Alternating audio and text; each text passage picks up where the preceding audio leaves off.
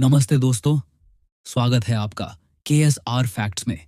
आज मैं आपको चूरू जिले के एक ऐसे गांव की कहानी सुनाने जा रहा हूं, जहां एक किसान के घर में अचानक ऐसी डरावनी घटनाएं शुरू हुईं कि बड़े-बड़े तांत्रिक भी उस घर में कदम रखने से डरने लगे। एक मासूम बच्चे के अंदर ऐसी आवाजें गूंजने लगीं, जो इंसान की नहीं थी।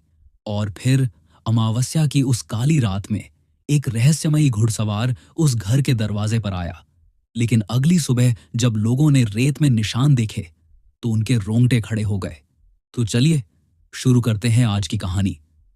राजस्थान के चूरू जिले के पास एक छोटा सा गांव था। उस गांव में भंवर सिंह नाम का एक मेहनती किसान अपने परिवार के साथ रहता था।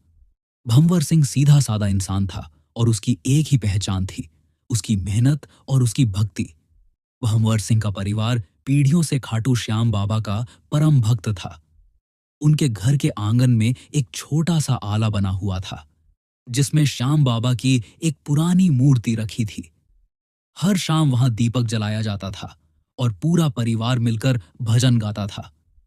घर में एक नियम था, चाहे आंधी आए या तूफान, श्याम बाबा की जोत कभी बुझनी नहीं चाहिए। सब कुछ ठीक चल रहा था, लेकिन कहते हैं ना, जब किसी की खुशहाली बढ़ती है तो कुछ लोगों को वह रास नहीं आती। उस साल भंवर सिंह की मेहनत रंग लाई थी। उसके खेत में बम्पर पैदावार हुई थी। गांव में हर कोई उसकी तारीफ कर रहा था। लेकिन गांव में ही एक ऐसा आदमी था जो भंवर सिंह से जलता था। वह आदमी तांत्रिक विद्या में विश्वास रखता था। ईर्ष्या में अंधा होकर उसने भंवर सिंह के परिवार पर मैला काम यानी काला जादू करवा दिया। शुरुआत छोटी छोटी घटनाओं से हुई। एक रात भंवर सिंह की पत्नी मंजू देवी रसोई में खाना बना रही थी। अचानक उन्हें लगा कि कोई उनके पीछे खड़ा है। उन्होंने पीछे मुड़कर देखा, लेकिन वहां कोई नहीं था।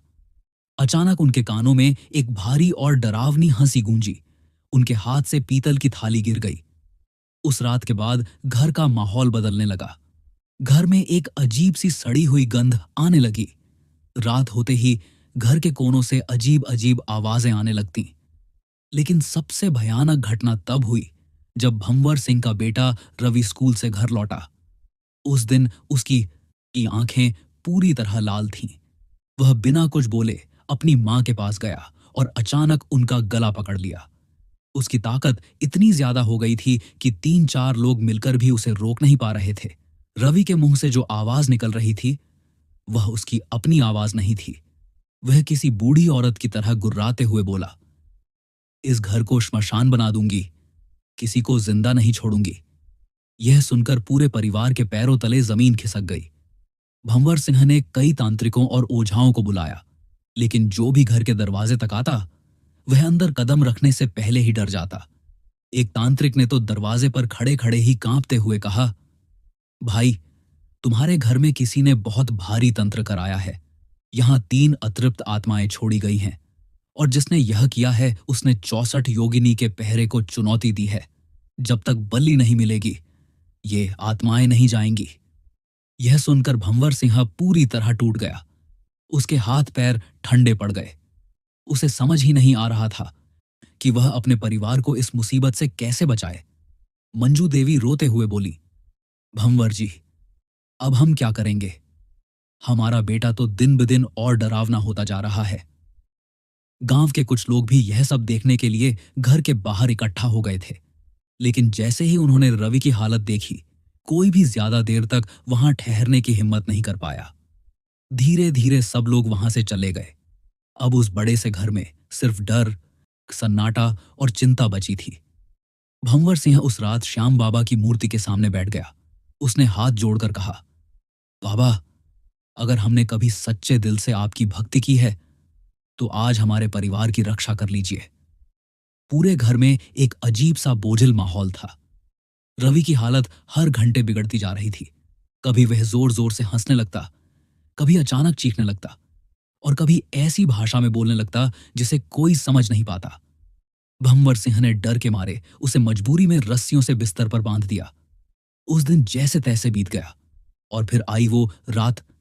वो अमावस्या की रात थी। आसमान पूरी तरह काला था। चारों तरफ सन्नाटा फैला हुआ था। घर के अंदर रवि बिस्तर से बंधा हुआ तड़प रहा था और अजीब अजीब आवाजें निकाल रहा था। मंजू देवी रो रो कर बेहाल थी। भंवर सिंह श्याम बाबा की मूर्ति के सामने बैठकर हाथ जोड़कर प्रार्थना कर रहा था। उसी समय दूर गांव के रास्ते से घोड़े की टापों की आवाज सुनाई दी। टक टक टक। आवाज धीरे धीरे भंवर सिंह के घर के सामने आकर रुक गई। फिर दरवाजे पर दस्तक हुई। भंवर सिंह कांपते हुए दरवाजे तक गया और किवाड़ खोला। सामने एक लंबा चौड़ा आदमी खड़ा था। उसके सिर पर राजस्थानी साफा बंधा हुआ था और हाथ में मोरछड़ी थी। उसके चेहरे पर एक अजीब सा तेज था। वह मुस्कुराकर बोला, हुकुम, बड़ी दूर से आ रहा हूं, बहुत प्यास लगी है, थोड़ा ठंडा जल मिलेगा? भंवर सिंह ने तुरंत कहा, अरे क्यों नहीं सा, अंदर आइए। अजनबी घर में आया और चारों तरफ देखने लगा। फिर उसने भंवर सिंह से पूछा, हुकुम, आपकी आंखों में बहुत चिंता दिखाई दे रही है, इस घर में कोई परेशानी है क्या? बस इतना सुनते ही भंवर सिंह रो पड़ा। उसने पूरी कहानी उस अजनबी को बता दी। अजनबी ने शांत स्वर में पूछा, आपका बेटा कहाँ है? भंवर सिंह ने कांपते हुए हाथ से घर के अंदर बने एक कमरे की तरफ इशारा किया। भाई साहब, हमने उसे मजबूरी में कमरे में बांध रखा है, वो किसी को भी नुकसान पहुंचा सकता है।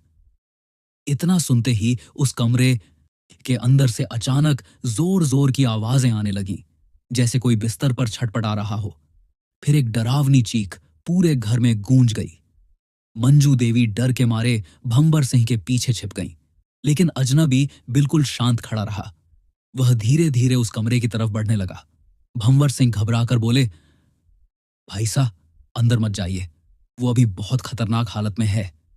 अजनबी हल्का सा मुस्कुराया और बोला, डरिए मत, अब कुछ नहीं होगा। इतना कहकर वह दरवाजे तक पहुंचा। भंवर सिंह ने कांपते हुए हाथों से कमरे का किवाड़ खोला और फिर वह सीधे उस कमरे में गया जहां रवि बंधा हुआ था। जैसे ही वह कमरे में दाखिल हुआ, रवि जोर जोर से चिल्लाने लगा, उसे अंदर मत आने देना, वो हमें जला देगा। अजनबी मुस्कुराया। वह रवि के पास बैठा और उसके सिर पर हाथ रखकर बोला, बेटा, अब डरने की जरूरत नहीं है। फिर उसने अपनी मोर छड़ी रवि के शरीर पर घुमाई। अचानक रवि का शरीर जोर जोर से कांपने लगा। कमरे की खिड़की अपने आप खुल गई और रवि के शरीर से 3 काली परछाइयां धुएं की तरह निकलकर बाहर भाग गईं। पूरा घर एकदम शांत हो गया और उसी पल घर में मोगरे और केवड़े की खुशबू फैल गई। रवि ने धीरे धीरे आंखें खोली और बोला, बापू, मुझे बहुत अच्छी नींद आई। अपने बेटे को ठीक देखकर भंवर सिंह उस अजनबी के पैरों में गिर पड़े। अजनबी ने उन्हें उठाया और जेब से एक तांबे का सिक्का और तुलसी की सूखी माला निकाल कर दी। वह बोला, इसे अपनी चौखट के नीचे गाड़ देना और यह माला घर के मुखिया को पहना देना।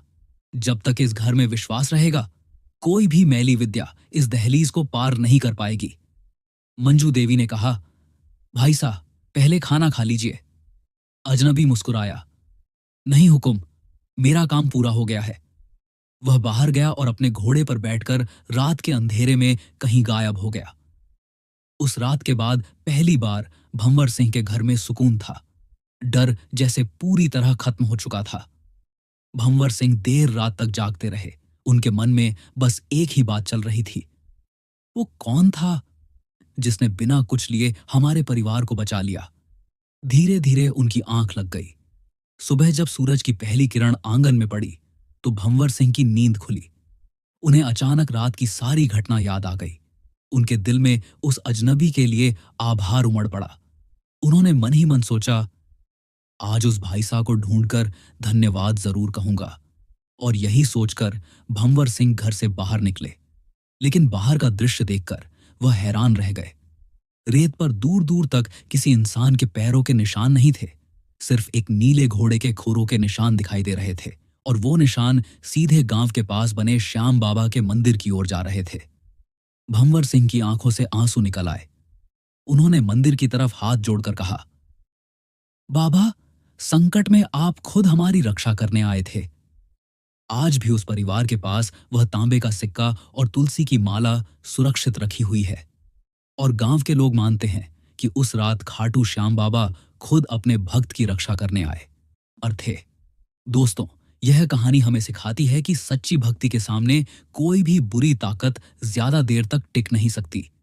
अगर आपको यह कहानी पसंद आई हो तो वीडियो को लाइक जरूर करें, शेयर करें और ऐसे ही रूहानी और खौफनाक किस्सों के लिए हमारे चैनल को सब्सक्राइब करना बिल्कुल न भूलें। हम जल्द मिलेंगे एक और नई रहस्यमयी कहानी के साथ। तब तक सुरक्षित रहें और सुनते रहें ऐसी ही अनसुनी कहानियां।